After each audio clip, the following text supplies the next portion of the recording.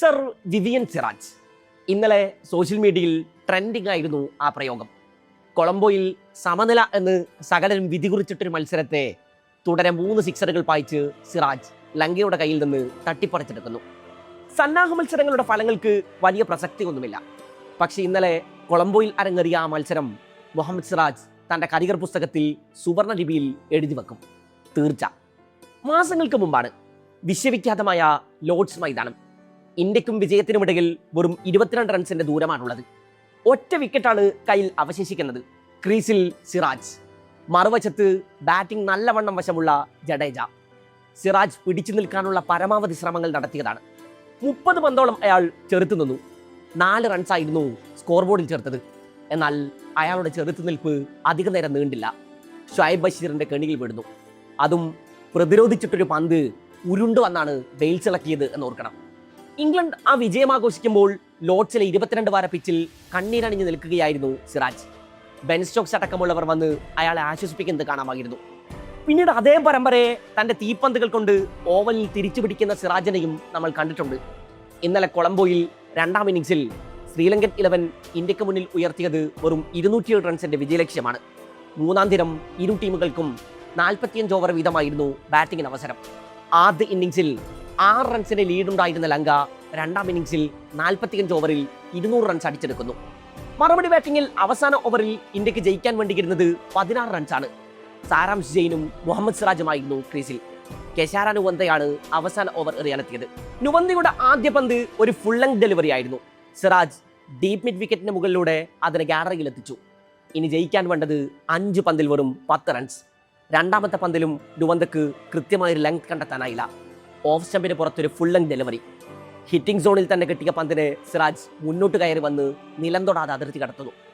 4 പന്തിൽ 4 റൺസ് മാത്രമായി ഇന്ത്യയുടെ വിജയലക്ഷ്യം ചുരുങ്ങുന്നു.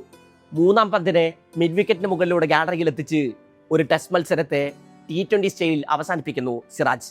15 പന്തിൽ അടിച്ചെടുത്തത് 32 റൺസ്, 4 സിക്സർ, 1 4. ബാറ്റ് വീശിയത് 200 മുകളിൽ സ്ട്രൈക്ക് റേറ്റിൽ. സിറാജ് ക്രീസിലെത്തുമ്പോൾ ഇന്ത്യക്ക് ജയിക്കാൻ 3 ഓവറിൽ 26 റൺസ് വേണമായിരുന്നു.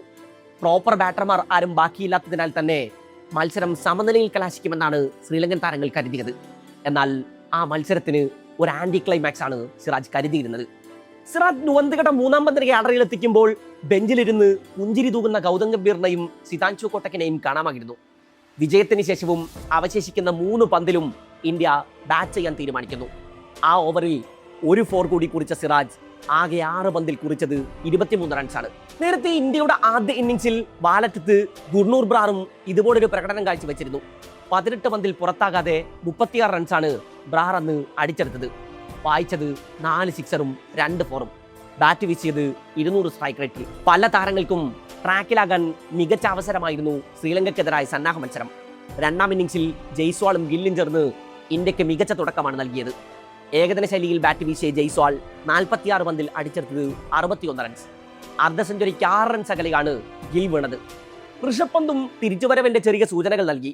വെറുമൊരു സന്നാഹ മത്സരത്തെ ആരാധകർ ആഘോഷമാക്കിയത് സിറാജിന്റെ ക്യാമിയോ ഇന്നിംഗ്സ് കണ്ടാണ്. പന്ത് കൊണ്ട് പലപ്പോഴും മൈതാനത്ത് ഇന്ത്യൻ വിജയങ്ങൾക്ക് തേരിതെളിക്കാറുള്ള സിറാജ് തനിക്ക് ബാറ്റ് പിടിക്കാനും വശമുണ്ടെന്ന് ആരാധകരെ ബോധ്യപ്പെടുത്തുന്നു.